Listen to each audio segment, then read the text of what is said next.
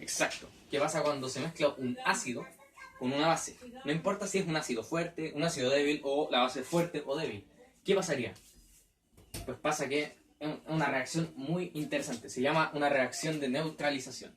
¿Por qué pasa esto? Al tiro lo voy a explicar.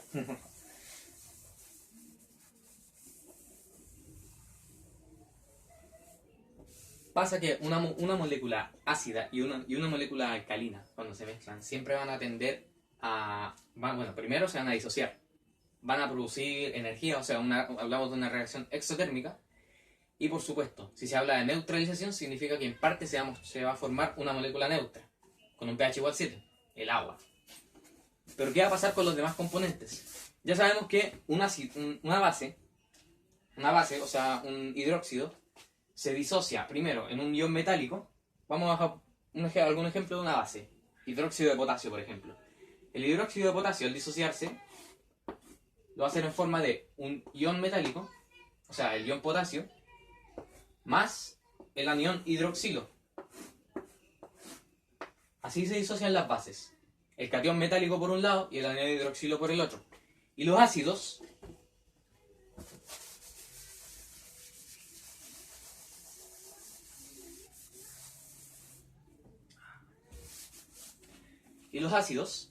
¿ya? Se disocian en forma de los hidrones, o sea, los cationes de hidrógeno, más un anión poliatómico, ¿ya? Un anión poliatómico que es de origen no metálico. Un ácido cualquiera. ¿Qué ácido puede ser? El ácido nítrico, de fórmula HNO3, ¿ya? El ácido nítrico se va a disociar en forma de el catión hidrógeno y el anión poliatómico, el anión nitrato. Este se llama anión nitrato, NO3 menos. Ojo que el estado de oxidación de este anión poliatómico es -1, por eso lleva el menos arriba, ¿ya? Los ácidos se disocian de esta forma. Y aquí es cuando ocurre lo interesante. Porque dijimos que el ácido se disocia en forma de el catión hidrógeno y el anión poliatómico negativo, ¿ya? De origen no metálico. Y la base se disocia en forma de un catión metálico y un anión hidroxilo. Entonces, ¿qué va a pasar aquí? Va a pasar que el catión hidrógeno va a decirle al anión al anión hidroxilo, le va a decir: oye tú, ven a mí, ven, ponte al lado mío y hagamos un compuesto. Tú eres alcalino y yo soy ácido. Sumemos nuestras propiedades y hagamos un compuesto neutro. ¿Y qué va a pasar? Se va a formar agua. Y el catión metálico con el anión poliatómico no metálico, ¿qué va a pasar con estos dos? Se van a juntar los dos, se van a unir mediante enlace iónico y van a formar una sal. Entonces, ¿qué pasa? Se forma agua, el catión metálico, en este caso es el potasio, ¿ya? El potasio tiene valencia 1. Y el anión negativo poliatómico es el nitrato. Entonces ahí está. Se van a juntar, como ambos tienen valencia 1, ¿ya? No se escribe porque es 1. Se van a juntar y van a formar este compuesto. Es una sal ternaria. Una sal ternaria que es neutra. Nitrato de potasio. Bueno, más conocido mundialmente como salitre. Y esto principalmente es lo que pasa cuando se junta un ácido con una base. Hay variaciones, por ejemplo, un hidrácido, que es un ácido formado por hidrógeno y un elemento del grupo un elemento no metálico, del grupo 6 o 7, puede reaccionar con un metal, con un catión metálico, y van a formar hidrógeno y una sal binaria, que también en este caso la sal binaria también tiene características neutras, ¿ya? Y una reacción bastante común de ácido-base que se puede observar en la vida diaria es, por ejemplo, cuando alguien tiene problemas de acidez. Yo, por ejemplo, a veces tengo problemas de acidez y no es nada bonito, la verdad. Pero ¿qué pasa cuando uno tiene acidez estomacal? Que el pH del estómago se desestabiliza y se corre hacia el cero. O sea, el pH del estómago se desestabiliza y se corre hacia el cero. Por lo tanto, el pH del estómago se hace más ácido. Entonces, uno que tiene que tomar para que el pH se vuelva a estabilizar y, digamos, no que se haga neutro, pero que vuelva a su valor normal, tomar una sustancia que sea alcalina. Esto es lo que dije antes, la leche de magnesia, la solución de hidróxido de magnesio, que forma parte de algunos antiácidos. Entonces, ¿qué pasa cuando uno se toma un antiácido? En el estómago pasa esto, una reacción de neutralización. Por lo tanto, el exceso de acidez estomacal se disminuye y el pH del estómago se estabiliza. De nuevo, ojo, no se hace neutro, solo se estabiliza y vuelve a sus valores normales. Esa es una reacción ácido-base que se puede ver bastante en la vida normal, digamos, en la vida diaria. Pero ahora, ¿qué pasa? Eso nos introduce otro concepto, la acidosis. ¿Qué es la acidosis? Lo que pasa es que a veces el cuerpo siempre en realidad va a tender a... Lo más saludable es que el cuerpo tenga un pH neutro, cercano al 7, al pH del agua. Pero hay veces que el cuerpo puede retener un exceso de ácidos. Bueno, también puede ser que el cuerpo, que el pH del cuerpo suba mucho, o sea, hacia el 14, y eso se llama alcalosis. Pero hoy voy a hablar de la acidosis, que en realidad es más frecuente.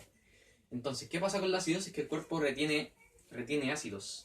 Le cuesta eliminar los ácidos al cuerpo, el exceso de ácidos, y por lo tanto el pH del cuerpo se acidifica. La acidosis tiene varios malestares. Por ejemplo, los más comunes son algunos dolores y fatiga, principalmente, porque las funciones corporales se alteran al estar en un pH más ácido de lo normal. Entonces la acidosis puede ser de dos tipos. Puede ser acidosis de origen respiratorio o acidosis metabólica. La acidosis respiratoria pasa cuando el cuerpo tiene algunos problemas para eliminar el dióxido de carbono, que se produce en la respiración celular, ¿así? Cuando uno respira, digamos, uno elimina dióxido de carbono como producto de desecho. Entonces, el cuerpo tiene problemas para poder eliminar con eficiencia el dióxido de carbono y se acumula un exceso de dióxido de carbono en el cuerpo. ¿Y qué pasa? Que fue lo que dije antes, que el dióxido de carbono es un óxido ácido. Y entonces los óxidos ácidos al combinarse con agua forman ácidos. Y este dióxido de carbono en el cuerpo se va a combinar con agua a formar ácido carbónico. Y el ácido carbónico va a contribuir a que ocurra una acidosis en el cuerpo. A que hay un exceso de ácido dentro del cuerpo. Y por otro lado tenemos a la acidosis metabólica. Que la acidosis metabólica en realidad es digamos, más interesante para estudiarla porque tiene distintos tipos, ¿no? Distintos orígenes. Por ejemplo, hay un tipo de acidosis metabólica que les puede pasar a las personas que tienen diabetes. Las personas que tienen diabetes, bueno, tienen problemas para eliminar ciertos líquidos, ciertos componentes. Entonces, ¿qué pasa? Que hay una acidosis, una alteración en el pH del cuerpo que puede suceder a raíz de la diabetes. Otro tipo también de acidosis es una que se llama acidosis hiperclorínica, que pasa cuando el cuerpo pierde bicarbonato de sodio. De hecho, el bicarbonato de sodio es una sustancia alcalina que contribuye a estabilizar el pH o a hacerlo más alcalino. Y cuando el cuerpo pierde esa sustancia, el pH del cuerpo se acidifica. También hay otra acidosis del tipo metabólico que está asociada al mal funcionamiento de los riñones. ¿Qué pasa? Que los riñones no pueden eliminar el exceso de ácido úrico. El ácido úrico se almacena, se acumula, y el pH del cuerpo también se ve afectado y se corre hacia el cero. O sea, no llega al cero, pero se acidifica. Y también una que es bastante interesante es la acidosis láctica. Pero esto nos introduce otro tema. Porque pasa que lo normal es que la respiración celular ocurra, digamos, en presencia de oxígeno. Es la respiración que hacemos nosotros, la respiración anaerobia. O sea, aerobia que digo, perdón. Pero resulta que el cuerpo humano también puede realizar respiración anaerobia. La respiración anaerobia es la que ocurre en ausencia de oxígeno y la aerobia es la que ocurre en presencia de oxígeno. Entonces, ¿qué pasa? Toda respiración celular comienza con un proceso que se llama glicólisis o glucólisis, que es básicamente romper la molécula de glucosa para obtener dos moléculas de piruvato. Esto ocurre en la matriz extracelular. Entonces, se obtiene piruvato. Entonces, el piruvato después tiene dos caminos. Bueno, aparte de que se obtiene piruvato, se obtienen también dos moléculas de ATP. Pero ¿qué pasa? Que el piruvato tiene dos caminos. En presencia de oxígeno, este piruvato puede procesarse, digamos, en la matriz mitocondrial para poder obtener ATP. Y bueno, y dióxido de carbono como producto de desecho. Pero en ausencia de oxígeno, este piruvato recibe los electrones que le aporta un agente oxidante, que es el NADH. Este es un agente oxidante que participa en la respiración celular, ¿ya? Entonces el NADH va a cederle sus electrones al piruvato y va a quedar de esta forma el NADH.